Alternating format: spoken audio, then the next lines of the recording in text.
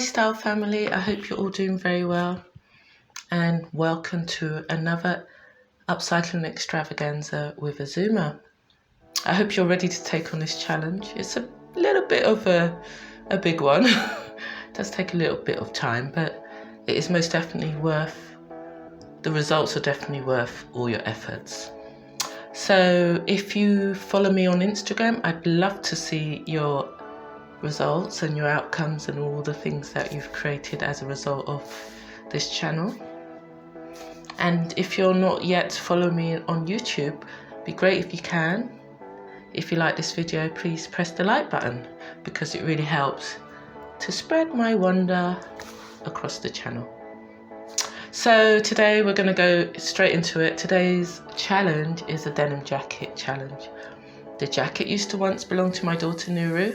I think she had it when she was around age 14. So as you can imagine, it's a very small jacket. It's actually an extra small. I'm not an extra small. So what I did is I took it up a couple of sizes. I upcycled the style, the size, and I love the end result. So let's get straight into it. Let's get upcycling. So for today's project, you're going to need an old denim jacket,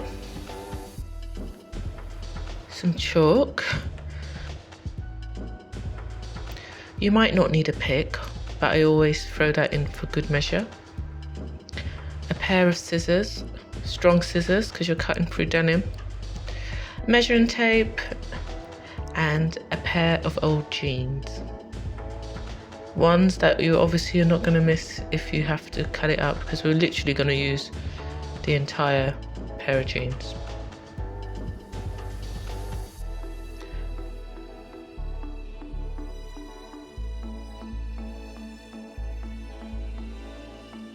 So this jacket is not my jacket. It was originally my daughter's. She wanted, I say was, because she was going to put it in the recycle bin, and I was like, nobody chucks away denim jackets. She said, well, it's not my style, I don't like it. And I said, well, I'll upcycle it. Now the jacket's a size extra small. I'm not an extra small. So I'm going to take it up 2 sizes. But first of all, I want to also reduce the length because it's quite a long jacket. And I'm going to take 12 centimeters off the bottom. So I'm going to, as you can see, I am marking with the chalk across the bottom, and I'm going to take 12 centimeters off and cut it. This denim is it's a bit stiff. It's a bit hard to cut, so bear with me.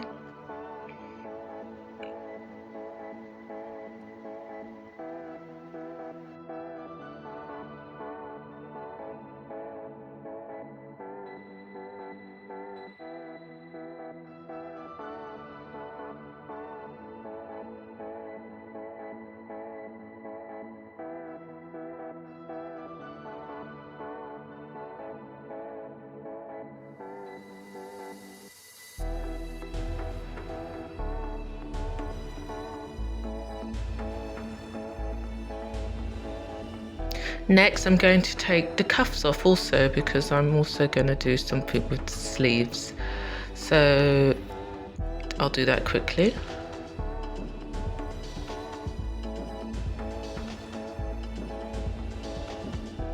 Oh, actually, I might wear them. Maybe you can use them as bracelets. Let's see what they look like. Always trying to be innovative. Okay, the next thing is we have to extend the side of the jacket. So, like I said, it's an extra small. I'm not.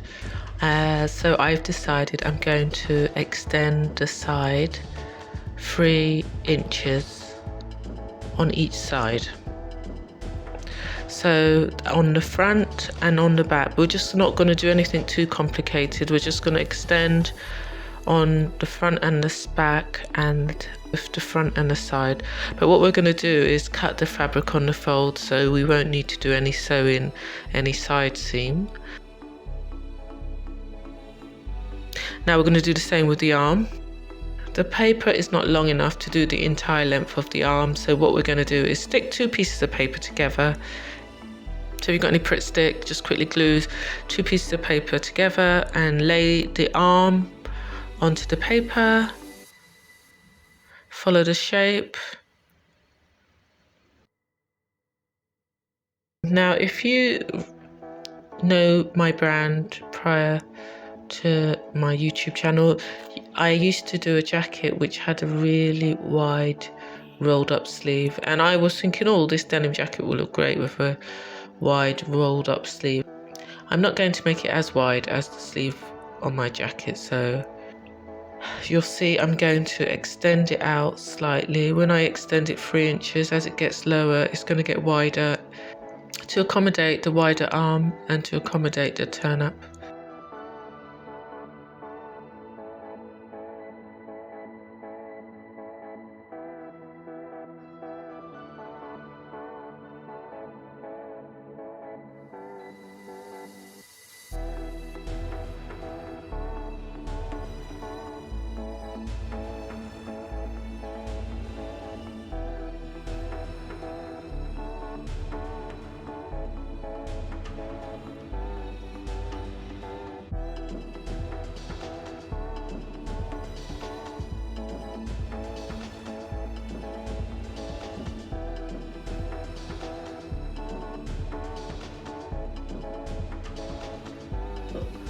Next, we're going to get our jeans and we're going to cut out the pieces that we need. We're not going to just cut straight into the fabric anywhere on the leg.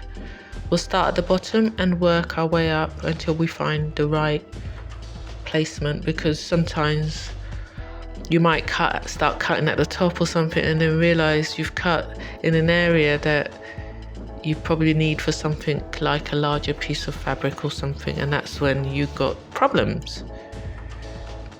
Start with the side panels. So I need to cut 1 pair on the fold.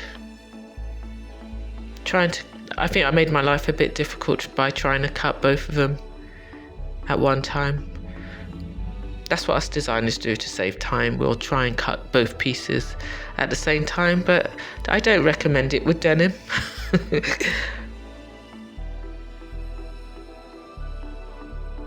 So to get the most out of this denim, I'm going to cut through the inner leg seams to just lay it flat, and then I'll cut the sleeves. I had to learn the hard way, so I'm going to cut each sleeve separately.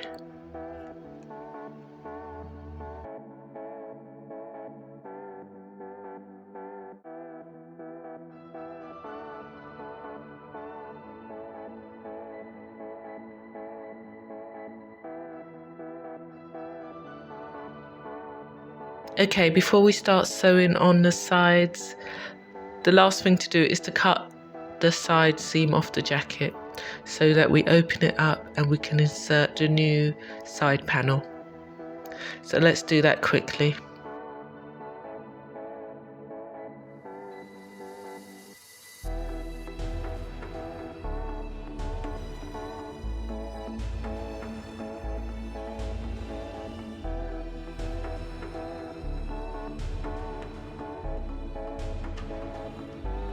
So I just want to show you something quickly. I changed the side panel off camera because I decided I wanted a slightly different shape. I wanted a sort of chevron shape.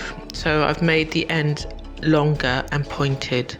You'll see why I did that in a little while, but I thought I'll just show you. I'm going to demonstrate what it's going to look like once it's sewn into the side of the jacket.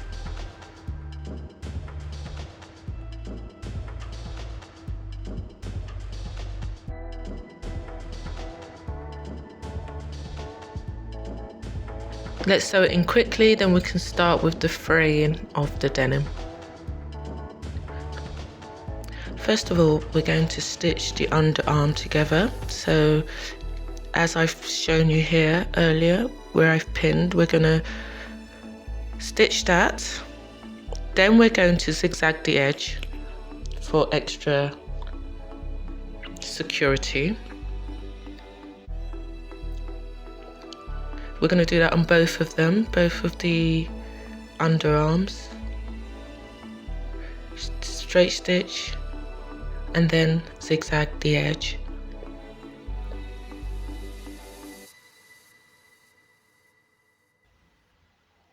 And now we're going to insert it into the space of the underarm, just like the example I showed you earlier. So we're going to first pin all the seams together.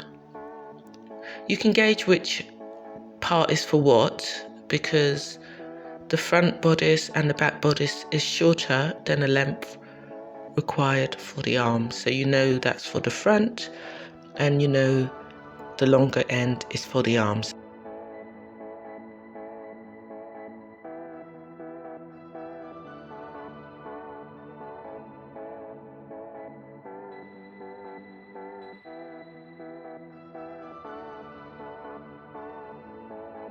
So here it is, all inserted. We've stitched the underarm in, so now we've extended it pretty much 2 sizes up, or even 3 sizes up. So I wanted the jacket to have a frayed edge, and this technique looks really great. You usually see it with jeans. You see the frayed ends of jeans, but I wanted to try it on my jacket. Haven't done it before.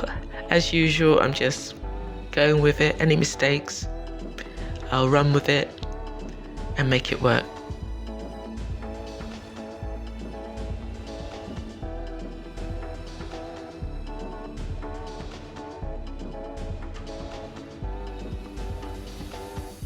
So I've marked on with chalk how high I'm going to fray the fabric to, because I don't want to go too high. So if you want to create a sort of pattern or a shape, try and use chalk to mark how high you want to fray. Make some slashes into the fabric. You should be very careful when you do this and try to make your cuts as straight as possible, because when you're fraying, it's going to fray along whatever grain line you've cut across.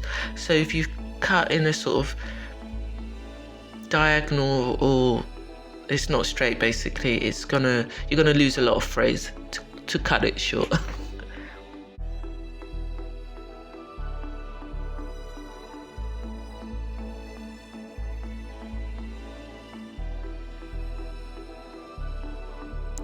And then what you're going to do is you're going to get one of the pieces, and you're going to just literally get to the bottom of the edge, and you're going to literally pull the fabric away from the main fabric.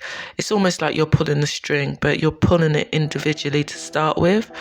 So you might feel, oh my God, this is going to take a while. It does take a while, but when you build momentum, the fabric will start to separate on its own, and then you'll be able to see the end result quicker.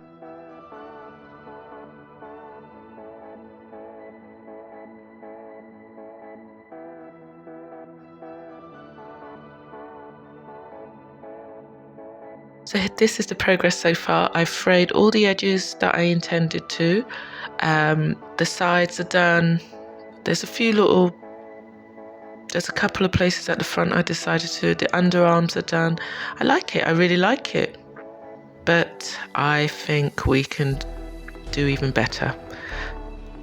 So I'm going to add some more frays to create some more drama.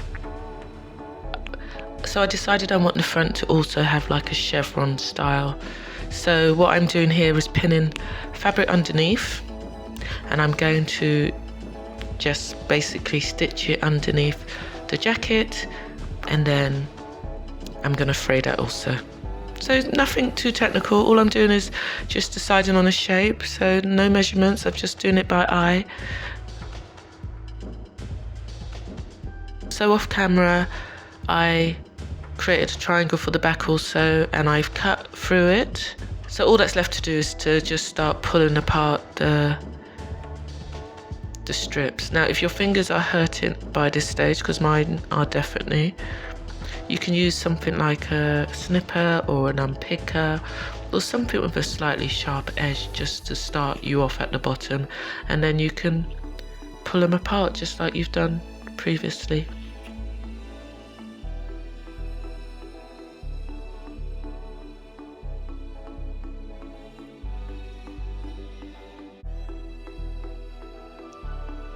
And here we have the jacket. I love it. I love it casually, and I love it if I was to wear it for a more dressier occasion. What do you think?